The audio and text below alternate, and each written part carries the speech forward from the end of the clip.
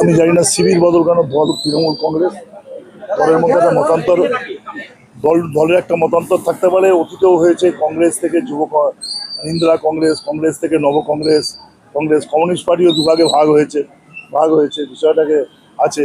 জনসংঘ ভারতীয় জনতা পার্টি হয়েছে, না রাজনৈতিক পার্টির ইতিহাস মানুষ যখন বিষয়টাকে রাখে। তা আমি মনে করি এই দলের মধ্যে সব মানুষই একটা জায়গায় সংগঠিত হতে চাইছেন, সমালোচনা করতে চাইছেন যারা ওদিকে দলের আছে তাদের সঙ্গে তাদের মতামত আছে। এই গণতন্ত্রের নিয়ম অনুযায়ী দলীয় কর্মীদের দলীয় নেতৃত্বের কথাটা মেনে নিয়ে দলকে আরও সংগঠিত করা উচিত এবং বিষয়টাকে রাখা উচিত। আমি মানে আমরা সেই একসাথে কাজ করতে গেলে, দলকে এগোতে গেলে, সঠিক বিরোধী পক্ষ অবস্থান করতে গেলে সরকার পক্ষের ভালো কাজকে প্রশংসা করা আর সমালোচনা করার কাজকে সরকারকে বিষয়গুলো করা, এটাই বিরোধীদের জন্য মানুষ চায়। সরকার পক্ষ কাজ করলে বিরোধী পক্ষে চাবে। এই যে অবস্থান সংসদীয় গণতন্ত্রে, এই অবস্থানে একটা আমাদের পলিটিক্যাল পার্টিকে নিতে হবে না। আমরা মাল্টি পার্টি সিস্টেম আমাদের দেশে, আমাদের এক পার্টি সিস্টেম আমাদের দেশে না, মাল্টি পার্টি সিস্টেমে গণতন্ত্রে সরকার পক্ষের সঙ্গে বিরোধী পক্ষেরও ভূমিকা আছে এবং ভূমিকা আছে। আমরা সেই ভূমিকা পালন করার জন্য আমাদের যারা নেতৃত্ব তারা বিষয়টাকে রেখেছেন, আমি তাদের সঙ্গে সহমত পোষণ করেছি। আর সত্যি দলে কোনো বলার জায়গা থাকতো না, থাকতো না।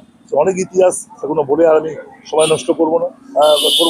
আমি এক্সিস্টিং এমএলএ আরেকজনকে কি হবে না হবে হাওয়া ছড়িয়ে দেবে, বিষয়গুলোকে করলো।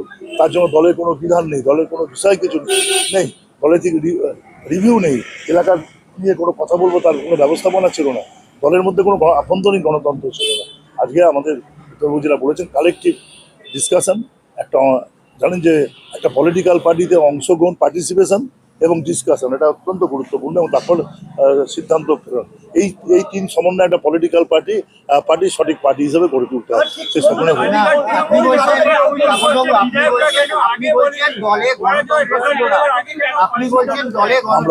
আমি দলে এমন কোনো জায়গায় ছিলাম না যে আমার বলার মতো জায়গা। এটা দলে যখন ডিসকাশন উঠেছে, ব্যাপক নেতৃত্ব যখন বলছে, তখন তো একটা মতামত আসে। একটা মতামত, আমি যে স্তরে কাজ করি সেখানে একা এটা ইন্ডিভিজুয়াল মতামত দিয়ে কোনো লাভ হয় না। যখন একটা এরকম মতবিরোধ হয় তখন আমি অনেক ধৈর্য ধরে জানারই চেষ্টা করেছি। আমি কখনো না, আমি আজকে কথা বলিনি, এর আগে কথা হয়েছে, আমি অবশ্যই গণতন্ত্র ছিল না, একবার ছিল। আমারও কোনো সিদ্ধান্ত নিতে গেলে, যেমন আমার নির্বাচন দেখুন, পাশের বিধানসভাতে মুখ্যমন্ত্রী মমতা বন্দ্যোপাধ্যায়, অভিষেক বন্দ্যোপাধ্যায় সমস্ত নেতৃত্ব, আমি বিধানসভার প্রার্থী, আমার কর্মীরা একটু করেন, আমরা চিরকাল ভালো পারফরমেন্স করি, লোকসভাতে ভালো ভোট দিই, বিষয়গুলোকে করি। নেতার বাড়িকে যোগদান না করলে একটা মানে ব্যাপার হবে না, আমি সেই দলের মধ্যে পড়ি না, আমার সময়ও থাকে না, বিশেষ করে সকাল থেকে রাত্রিতে পরিশ্রম, তাহলে একটা ব্যাপক পরিমাণে অভিমান, ক্ষোভ ইত্যাদি ছিল, সেটা বলার জায়গাও থাকে না, একটা অবস্থার পরিপ্রেক্ষিতে বলে। আপনার সঙ্গে স্বামী স্ত্রী যখন মতবিরোধ হয়, আপনি প্রথম ব্যাপারটাকে আর বাইরে নেন না, কিন্তু যদি এটা কখনো পাবলিক হয় তখন পাবলিকলি বলতে হয়। এটা এখন ঘটনা হয়েছে, আমাদের নেতৃত্ব একটা ব্যাপারটাকে দেখেছেন সবাই মিলে, একটা স্টলওয়ার্ড সমস্ত নেতৃত্ব তৃণমূল কংগ্রেসে, মমতা বন্দ্যোপাধ্যায়কে বাদ দিলে বাকি সব নেতৃত্ব যারা তার দীর্ঘদিনের সহকর্মী, তারা সবাই একটা মঞ্চে এসেছেন। এই মঞ্চ ছেড়ে আমি বলুন কোন কোন কোন আমি যদি সত্যি গণতন্ত্রের বিরোধী পক্ষকে নিতে হয়, এই সলিডারিটিটাকে রেখেই আমাকে এগোতে হবে।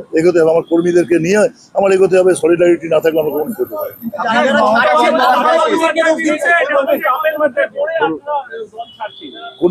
কোন চাপ দেখুন না, এত বছর রাজনীতি করি, আরে বোধহয় সম্পত্তির হিসাব কবে নেবেন বলুন না, আমি দিয়ে দিতে পারি। দেখলে, আমি যে বাড়িতে থাকি, দেখে গিয়ে অবাক হবেন। আমি জানি না আপনার বাড়িটা কেমন, আপনি নিজেও লজ্জা পাবেন। ওইসব বলে কোনো লাভ নেই। দুহাত তুলে বিষয়গুলো করি, চিরকাল আমি বলে এসেছি, বড় লোকের সাহায্য নিই, গরিব মানুষকে সেবা করি, এটা আমার ক্যারেক্টার, এটা আমার এটা আমি তো প্রায় বললাম, ধরুন কারুকে আমি ব্যক্তিগত ইঙ্গিত করে না, আমার ঠিক কাজ না। এটা ঠিক যে পার্টিটাকে সর্বনাশ করার মূলে একটা এরকম আইপ্যাক, এরকম বিষয়, অনেকগুলো বিষয়গুলোকে আছে। আজকে দোষ দেওয়ার সময় না, আজকে আমরা কালেক্টিভলি সবাই জয়েন করে আগামী দিন কাজের মধ্যে দিয়েই প্রমাণ হবে।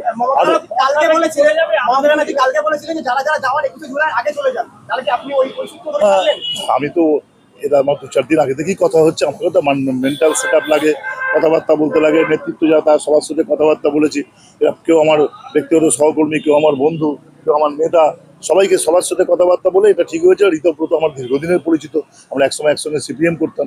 সবটা মিলিয়ে দাঁড়িয়ে কথোপকথন, আলোচনা, যুক্তি, তর্ক সবটার মধ্যে আমার নিজের সেন্সেশন হয়েছিল যে বিষয় প্রথমে ভেবেছিলাম কিপ ইট মাম থাকবো, দেখা যাক। কিন্তু দেখা গেল যে একটা সবাই নেতৃত্ব একটা জায়গায় আছে, তাহলে কি কিছু আমি কোথায় পার্টিসিপেট, আমাকে সেটা ঠিক করে নিতে হবে। কীভাবে করবো আমরা ঠিক করে নিতে, আমার জেলায় যদি বলেন একদম সে রতিন ঘোষ থেকে আরম্ভ করে, নারায়ণ গোস্বামী থেকে আরম্ভ করে আমার জেলার সবাই, সুজিত বসু জেলে, বাকি সবাই কিন্তু আমাদের জেলার যারা আছেন প্রত্যেকে এই শিবির এখানে এসছেন। তাহলে এখানে দাঁড়িয়ে আমরা চাইবো না সংগঠন করতে গিয়ে নিজেদের মধ্যে বিষয়টা থাকে, আসুক ফ্রেন্ডলি। সভাপতি পদে কি যদি আপনাকে দেওয়া হয় তাহলে আপনি কি সেই দায়িত্ব?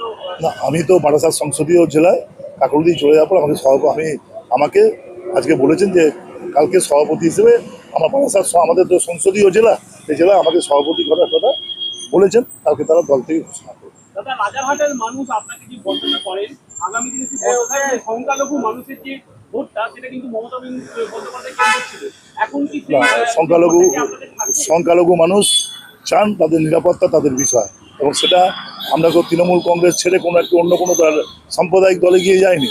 আমরা গেছি একটা এই রাজনৈতিক দলে আমাদের মতান্তর থেকে, আমাদের কাজ করতে গিয়ে যে মতান্তর বা মতবিরোধ তাকে সামনে রেখে আমরা এগিয়েছি। সেই জন্য আমরা সেইভাবে ব্যাপারটাকে রেখেছি। সুতরাং এটা একদম সংখ্যালঘু মানুষরা ওয়েলকাম করছে তাদের নিজের নিরাপত্তা, নিজেদের বিষয়। এবং আমি নিজে সংখ্যালঘু অঞ্চল থেকে উঠেছি এবং সংখ্যালঘু মানুষ আশীর্বাদ চান আমার কাছে। আমার চাই যে আমার নেতৃত্ব আমার যেন এই থাকেন না, মানুষের আশীর্বাদ আমি সবসময় পাই। ঠিক আছে, থ্যাংক ইউ।